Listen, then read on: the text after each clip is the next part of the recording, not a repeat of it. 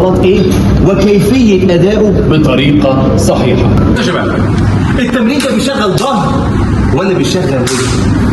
سريعا بيستهدف الجسم. طيب بيستهدف الجسم عامه، بس احنا قلنا احنا مدربين حركه، بنبص للحركه خلاص، بنشوف الحركه اللي تمت ومن خلالها هنقول العضلات اللي اشتغلت.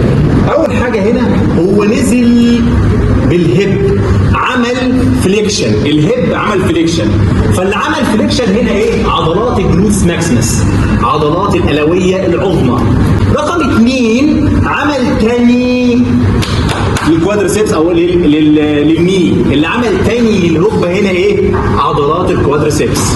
بس هنا اللي استهدف اكتر عضلات الجلوتس لانها هي اللي عملت فول فليكشن وفول اكستنشن، لكن هنا الركبه نزلت بزاويه فقط 110 فقط، ما نزلتش زي تمرين السكوات 90 او اقل من 90 الديب عشان تستهدف معايا عضلات الكوادس بالكامل. رقم 3 العضله المساعده الرئيسيه لما بعمل الهيب اكستنشن عضله الهامسترينج، هي اللي سحبت معايا الهيب وشدته ووقفته وساعدته بشكل رئيسي، لكنها مش رئيسيه، مش هي البرايم، مش هي الاجونست، هي مساعده. ليه بحس بألم في عضلات القطنيه او العضلات الناصبه للعمود الفقري؟ اول حاجه العضلات الناصبه هنا شغاله معايا بس متاكتفه بوضع حاجه اسمها فيكسيتورز. فيكسيتورز هنا يعني معمول لها انقباض ثابت، حاجه اسمها ايسومتريك. احنا قلنا نوعين التدريب، حاجه اسمها ايسوتونيك وايسومتريك. الايسوتونيك اللي انا بنزل فيه بعمل انقباض وانبساط زي اللي حصل، الايسومتريك الانقباض الثابت اللي حصل هنا. علشان كده بحس بالام في القطنيه او بحس بشد بيها. وخد بالك لو البار بعد عن الجسم هتحس بمشاكل اكبر، يبقى هنا مشاكل.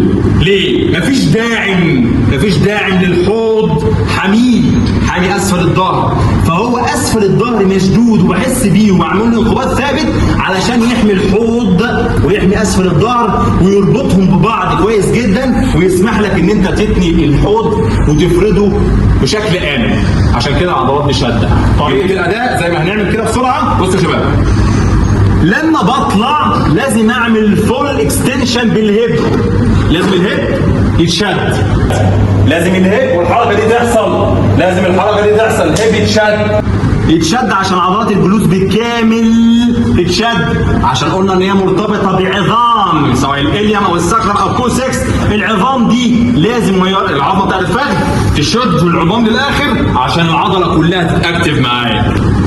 يعني انت حضرتك وانت نازل اهو انا طلعت اهو لامس، اطلع هنا اهو شدتها بسطتها، نزلت فردتها هي لورا واطلع اهو شدتها. لازم اعمل الحركه دي ما تتكسفش، ما تعملش كده. اياك هي دي مصيبه ثانيه. خلاص تحياتي وبكده ايه تاني ممكن نقوله؟ لايك وشير عشان تفيد غيرك. تحياتي امبروفمنت اكاديمي. ايه تاني ممكن نقوله؟ ايه فيديوهات جاي